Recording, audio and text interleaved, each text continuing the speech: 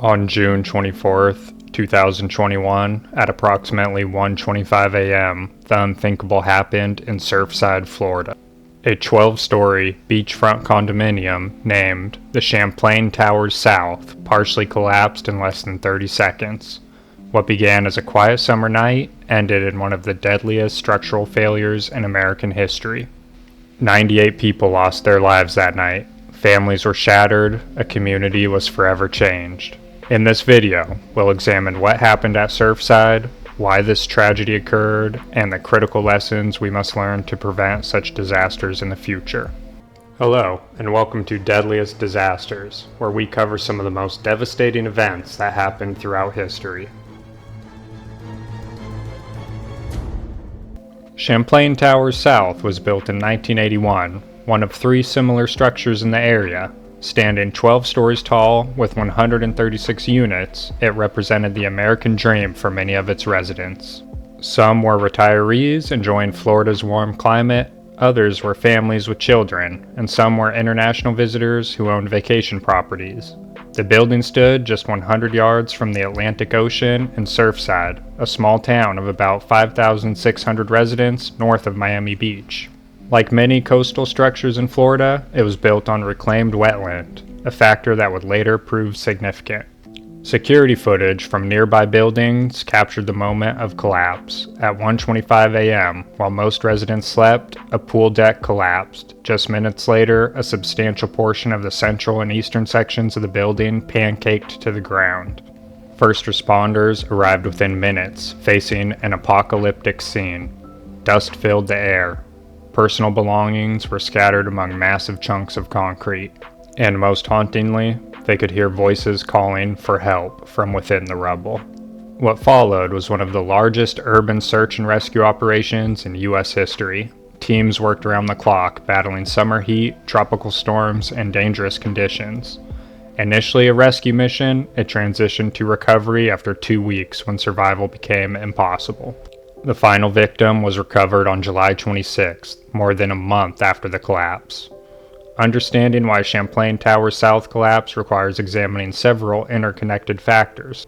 The primary issues began at the pool deck. Investigations revealed critical flaws in its design and construction. The waterproofing layer had failed, allowing water to penetrate the concrete. In Florida's salt-laden environment, this accelerated the corrosion of reinforced steel within the structure. Engineers who studied the collapse identified what they call punching shear failure. Essentially, the corroded concrete columns supporting the pool deck failed, and this initial collapse triggered a catastrophic, progressive failure throughout the building. A 2018 engineering report had identified major structural damage to the concrete slab below the pool deck and warned of abundant cracking in the parking garage. The report noted that failing to address these issues would cause the concrete deterioration to expand exponentially. Think of it like a cardboard box that gets wet repeatedly. Initially, it weakens slightly, but eventually it simply can't hold weight anymore and collapses. These technical failures didn't happen in isolation. Several human and systematic factors contributed to the tragedy. First, there were delays in addressing known problems. The 2018 engineering report led to a proposed $15 million repair program, but work had barely begun by 2021. Many residents balked at the assessment costs, which ranged from $80,000 to over $300,000 per unit. This financial burden created division within the condo association and slowed the decision-making. Florida's building regulations also played a role. At the time, Miami-Dade County required structural recertification only after 40 years, meaning Champlain Towers was just approaching its first major inspection. Also, the environmental factors cannot be overlooked. The building's proximity to the ocean exposed it to salt-laden air and water.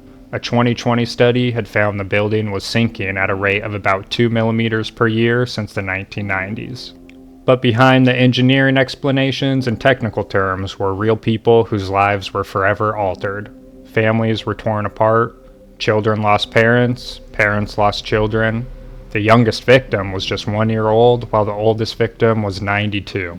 Stories of near misses emerged. Residents who weren't home that night due to work or travel, Others describe harrowing escapes, including one family who fled when their cat's unusual behavior alerted them to something wrong.